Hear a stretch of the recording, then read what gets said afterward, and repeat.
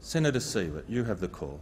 Thank you, Mr Deputy President. I rise to take note of Senator Abetts's answer to my question on employment, particularly as it relates to youth unemployment and young people being dropped off income support for 6 months. And I'm particularly concerned about the minister's answers and believe that the approach taken is in fact assuming a level playing field for people that are unemployed, and particularly young people that are unemployed, and assumes that there's a good supply of appropriate ongoing jobs for people just to walk into. And as we heard yesterday from Senator Fairy-Vanty-Wells, they're coming from the approach that if you're unemployed, that's a lifestyle choice, which of course we know is nonsense.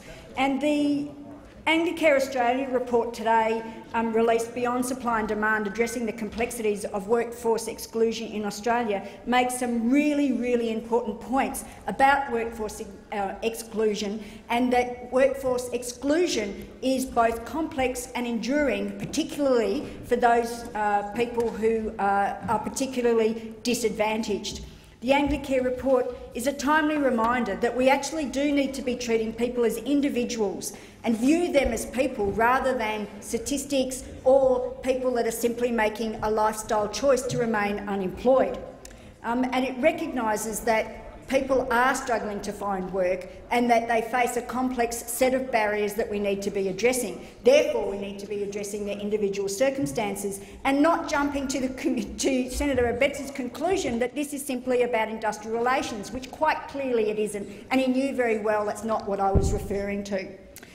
In fact, we know that punishing people and shaming people is not an effective nor sustainable approach to assisting people out of poverty and helping them into work and overcoming their barriers to employment and, in fact, engaging them meaningfully and in a long-term way in the workforce.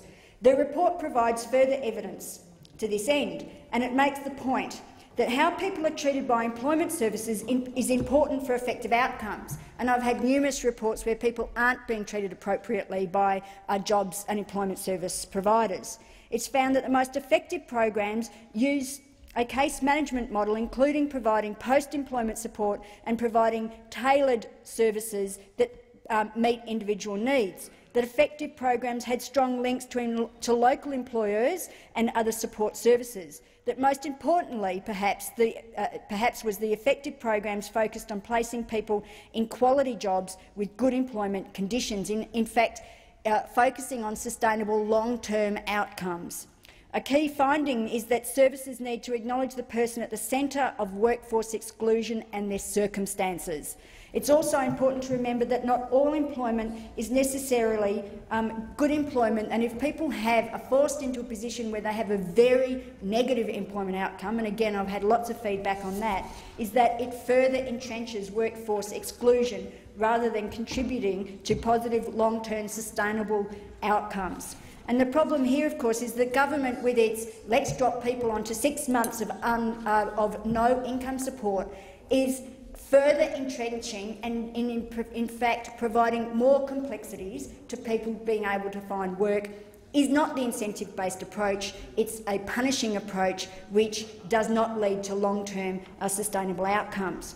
Now, the other question, as part of my supplementary question I asked, was about some of the provisions that the government's putting in place in the budget, and two of those were around further wage subsidies and the job commitment bonus. Now, when I asked in estimates, and in fact asked here, because that's why I was asking here, I didn't get a good answer through estimates, was that the wage subsidies, it looks like, will not be available for part-time or casual work if you can find ongoing part-time work. And if you find part-time work when you've come off work for the dole, in fact you go back on to this cutely called New Start nil payment, which of course further punishes people and leaves them in a very bad position, further entrenching poverty. But wage subsidies won't be available if you find part-time work. Now, why? When we know that the nature of work, particularly when you're first starting employment, is part-time or casual work.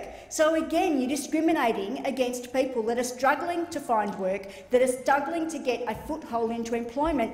Bang, yet again you are being discriminated against. You're not going to get a wage subsidy. And when I asked about whether, if you can keep and maintain part-time work, which is what the job commitment bonus is supposed to be about, it looks like you're not going to get that either.